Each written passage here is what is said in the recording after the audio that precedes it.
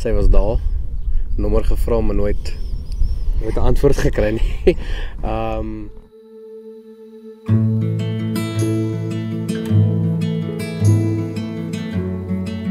Ja, en ons was nog altyd net vriende gewees en ek het toe weggewerk, weggetrek en 2022 trek ek weer by haar in en toe nou sit ons hier vandag. Ja, ja.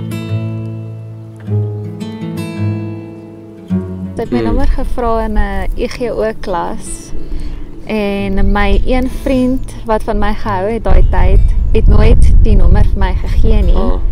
Hy het die nommer opgevrommel en gesê, Janie, hierdie ou het jou nommer gevra en hy was so jaloers geweest en toe het ek nooit sy nommer gevat, basically nie.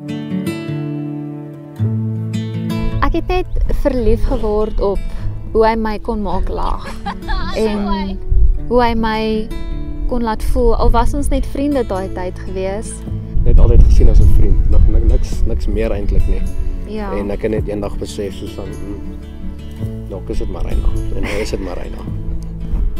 So 'n man antwoord. Nee, ek voel net ek is reg om my lewe te begin saam met jou. Ons niemand anders wat daar buite vir my nie. Ons is al saam deur die moeilike tye, ons is saam deur die lekker tye en ek sal dit saam niemand anders wil hê in die lewe nie. Ja, ek sal nie 'n ander life partner kon gekies het om mee saam te begin nie. Ek weet ons is baie jonk en in ons vroeë 20's, maar hoe gouer hoe beter. Ek wil net vir ewig saam met jou spandeer.